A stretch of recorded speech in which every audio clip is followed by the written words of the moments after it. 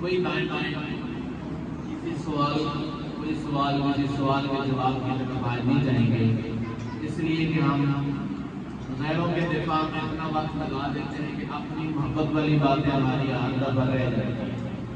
تو اصل تو محبت مصطفیٰ ہے، اسی محبت کا تقاضا یہ ہے کہ دشمنوں کے ساتھ دشمنی کی جائے، حضور علیہ السلام کے ساتھ بغض رکھنے والوں کو ان کے بغض کا جواب دیا جائے تاکہ اپنوں کی محبت سلامت رہے۔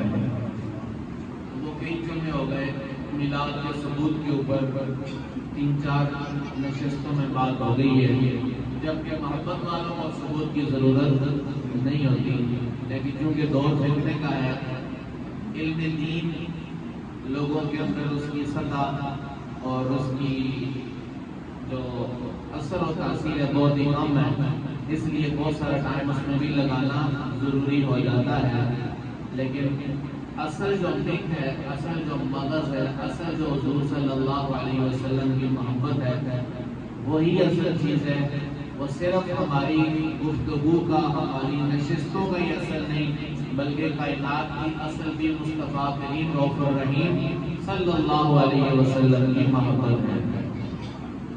کیسے محبت ہے؟ حدیث قدسی ہے، حدیث قدسی وہ ہوتی ہے جس میں رسول اللہ صلی اللہ علیہ وسلم کسی بات کو اللہ تعالیٰ کی طرف منسوب فرمائیں کہ رب یوں فرماتا ہے۔ ایک تو قرآن پاک ہے جس کو قرآن کہہ دیا گیا، ایک حدیث ہے جس کو رسول اللہ صلی اللہ علیہ وسلم خود کوئی بات فرماتے ہیں، وہ حدیث ہے، حدیث پاک ہے، اور درمیان میں درجہ حدیث قدسی کا ہوتا ہے۔ وہ کام لوگ فرمائے نہیں لیکن نسبت اللہ تعالیٰ کی طرف کریں کہ اللہ تعالیٰ یوں فرماتا ہے، حدیث قدسی ہے۔ فرمایا اللہ تعالیٰ فرماتا ہے کنتو کنزن مخفیا، میں چھپا ہوا خزانہ تھا۔ آپ نے بھی آج میں نے اپنا عنوان اس لیے پہلے عرض کر دیا کہ آپ بھی تھوڑے ٹائم کے لیے جو ہمارے پاس 20-25 منٹ آدھا گھنٹہ ہے، اس میں اپنے ذہن کو باقی اطراف سے خالی کریں کہ صرف اپنے نبی کی طرف دھیان کر کے اللہ تعالیٰ فرماتا ہے۔ میں کوئی گرامر کی بات نہیں کرنے لگا کہ آپ کے لیے شاید مشکل ہو، میں حضور صلی اللہ علیہ وسلم کی کائنات کے ساتھ لنک اور حضور علیہ السلام کی وجہ سے کائنات اور حضور کا اصل کائنات کو عرض کر رہا ہوں۔ حضور علیہ السلام نے فرمایا، اللہ فرماتا ہے کنتو کنزا مخفیا، میں چھپا ہوا خزانہ تھا، فأردت أن أعرف، رب کے ذات کے اندر، ذات بلا کیف کے اندر یہ جذبہ بلا کیف آیا کہ مجھے کوئی پہچاننے والا ہو۔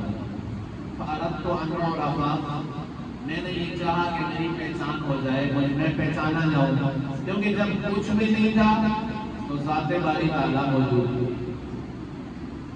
کائنات کا چرند چرند، زمین و آسمان، انسان، جنات، کچھ بھی نہیں تھا، دن رات کچھ بھی نہیں تھا، ذات باری تعالیٰ اس وقت بھی موجود تھی۔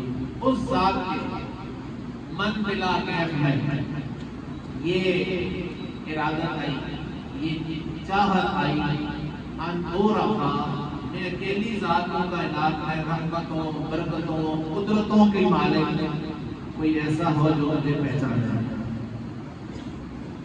فخلقت محمدًا، تو اس محبت کے لیے، اس جذبہ محبت کے نتیجے میں میں نے اپنے محبوب کریم صلی اللہ علیہ وسلم کے نور کو پیدا کیا۔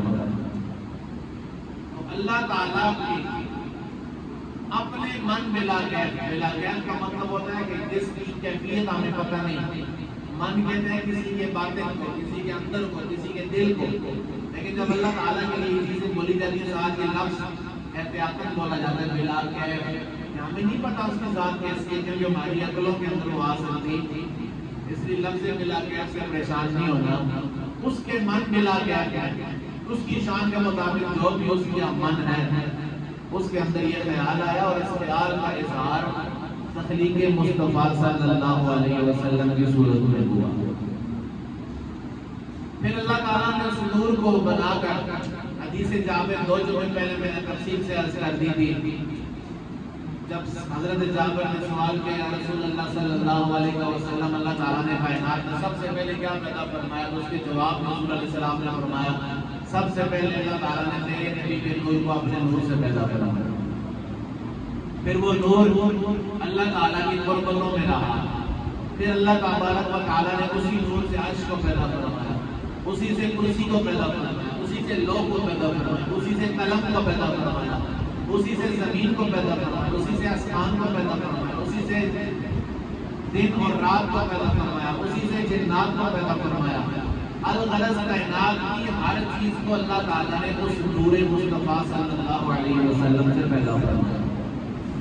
یہ سب چیزیں بنانے کے بعد نور مصطفیٰ صلی اللہ علیہ وسلم جو بقیہ تھا اس کو جناب آدم علیہ السلام کو بنا کر آپ کی پشت مبارک میں رکھ دیا.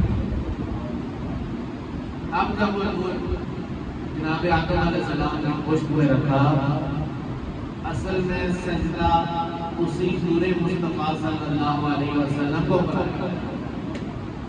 فرشتوں کا جو سجدہ تھا جناب آدم علیہ السلام کے لیے، تو اصل میں اسی نور کی تعظیم تھی وہ جو جناب آدم علیہ السلام کے پاس موجود تھا. پھر وہ نور نسل در نسل، پشت در پشت، پاک باپوں سے پاک ماؤں کے رحموں میں منتقل ہو گیا. رسول اکرم صلی اللہ علیہ وسلم کا اپنا فرمان عالی شان ہے، آپ کا موجب میں بھی مل جائے گا. سیرت کی مختلف کتابوں کے اندر وضاحت کے ساتھ مل جائے گا.